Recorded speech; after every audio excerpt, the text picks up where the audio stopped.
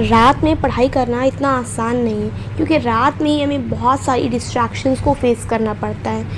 रात में ही हमें ज़्यादा देर पढ़ने से नींद आती है, फिर ज़्यादा देर जागो तो हमें भूख भी लगती है। फिर अगर हम किसी डिवाइस से पढ़ रहे हैं, लैपटॉप से पढ़ रहे हैं, मोबाइल से पढ़ रहे हैं, तो उन सब की नोटिफिकेशंस हैं, मैसेजेस हैं, ये हमें डिस्ट्रैक्ट करते हैं। फ़ोन कॉल्स होते हैं फ्रेंड्स के, इंस्टा रील्स होती हैं, ये सब हमें डिस्ट्रैक्ट कर रही होती हैं। इन सब के बीच हम कंसंट्रेशन अपनी पढ़ाई पे बना नहीं पाते, हम डिस्ट्रैक्ट होते रहते हैं। लेकिन अगर किसी स्टूडेंट को ये बता दिया जाए कि रात में पढ़ने का बेस्ट तरीका क्या है, तो वो आसानी से टॉपर बन सकता है। अगर रात में पढ़ना इतना आसान नहीं, क्योंकि हमें 3 मेजर प्रॉब्लम्स को फेस करना पड़ता है। आज के हमारी इस वीडियो में हम बात करने वाले हैं उन्हीं मेजर प्रॉब्लम्स की, तो ज़्यादातर स्टूडेंट्स रात में पढ़ते टाइम फेस कर रहे होते हैं।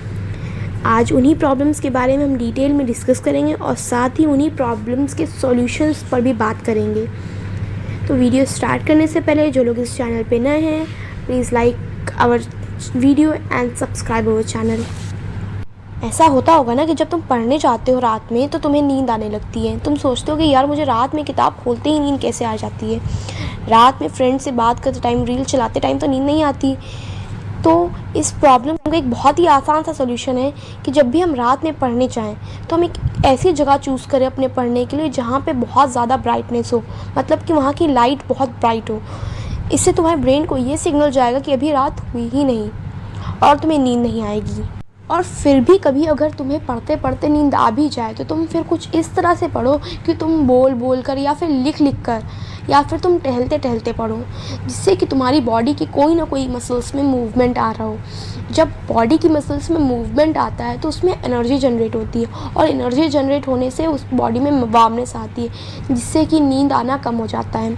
अब अगर तुम लिखोगे या फिर बोल बोल कर या टहल टहल के पढ़ोगे तो बॉडी की मसल्स में मूवमेंट आएगी और तुम्हारी बॉडी में हीट जनरेट होगी, जिससे कि तुम्हारी नींद आने का लेवल कम हो जाएगा। फिर तुम आसानी से कितनी भी देर चाहे पढ़ सकते हो। बात करते हैं दूसरी मेजर प्रॉब्लम की, जो आज के टाइम पे ज़्यादातर स्टूडेंट्स में कॉमन हो चुकी है। फिर चाहे वो दिन में पढ़ते हों या फिर रात में, वो है डिस्ट्रैक्शन। आज के टाइम पे हमारा एवरेज कंसंट्रेशन स्पैन जो है वो बहुत ही तेज़ी से गिरता जा रहा है। अब इस प्रॉब्लम का बहुत ही आसान सा सलूशन है कि हम अपने स्टडी स्केड्यूल को स्लॉट्स में डिवाइड कर लें और एक स्लॉट पूरा होने के बाद हम अपने आप को ब्रेक दें, 5 मिनट 10 मिनट का ब्रेक दें और साथ ही में अपने आप को रिवॉर्ड भी करें। इससे हमारे ब्रेन को ये मैसेज जाएगा कि हमें बस इतना काम करना है, इतना पढ़ना है, उसके बाद हम अपनी फेवरेट कोई भी काम कर सकते हैं।